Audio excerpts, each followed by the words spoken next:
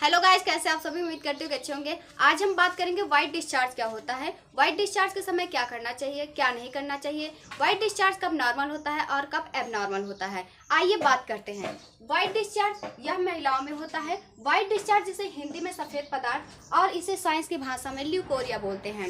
White discharge क्या होता है, आइए बात करते हैं।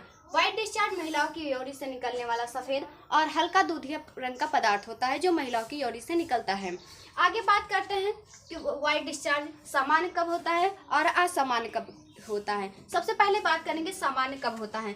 जब व्हाइट डिस्चार्ज का कलर या फिर रंग सफ़ेद कलर का हो और वो पारदर्शी हो, तब यह जो प्रोसेस होती है वह नॉर्मल होती है।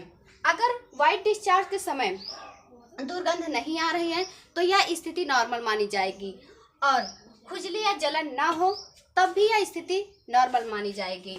यह ओवुलेशन, मासिक धर्म या गर्भावस्था के दौरान ज़्यादा हो सकता है, तो इस स्थिति में आपको डरना नहीं है, यह स्थिति नॉर्मल मानी जाती है। आगे बात करते हैं एबनॉर्मल कब माना जाता है या फिर असामान्य कब होती है।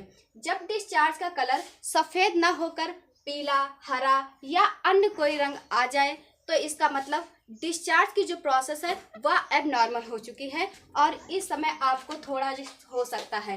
आगे बात करते हैं, अगर डिस्चार्ज के समय आपके योनि से दुर्गंध आ रही है तो इसका मतलब यह स्थिति असामान्य है। आगे बात करते हैं खुजली, जलन या दर्द।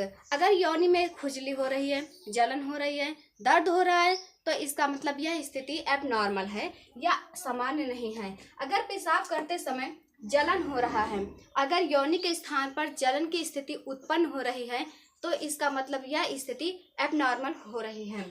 व्हाइट डिस्चार्ज कब होता है या किसकी वजह से होता है, तो व्हाइट डिस्चार्ज जो होता है वो फंगल या बैक्टीरियल इन्फेक्शन होता है, जो कई बार अगर आप अंडरवेयर वेयर करते हैं तो उसमें वो गीला होता है, तो इसकी वजह से भी हो सकता है। इसीलिए आपको जब कपड़े उपड़े पहनने हैं तब सूखे पहनने हैं। अब हम आगे बात करते हैं इससे क्या बचाव है और बचाव।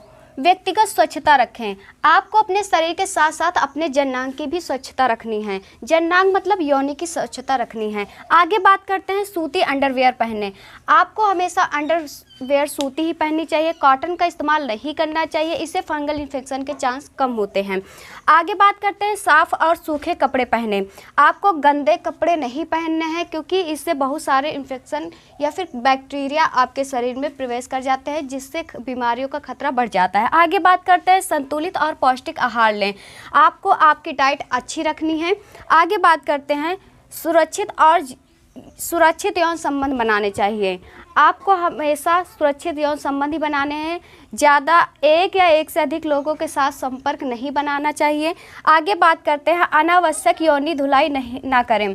आपको बार बार अपने योनि को अनावश्यक टच करना है, ना ही उसकी बार बार धुलाई करनी है। आगे बात करते हैं कि डॉक्टर से कब मिलें। जब आप की योनि से दुर्गंध या वाइट डिस्चार्ज, जब वाइट की जगह पर पीला या हरा या अन्य किसी प्रकार का निकलने लगे या फिर आपकी योनि में जलन हो, तब आपको डॉक्टर से मिलना चाहिए। या इसके अलावा अगर किसी भी प्रकार की समस्या हो तब आप डॉक्टर से संपर्क करें और उनसे बात करें। तो आई होप कि आप सभी को समझ में आया होगा। Thank you so much.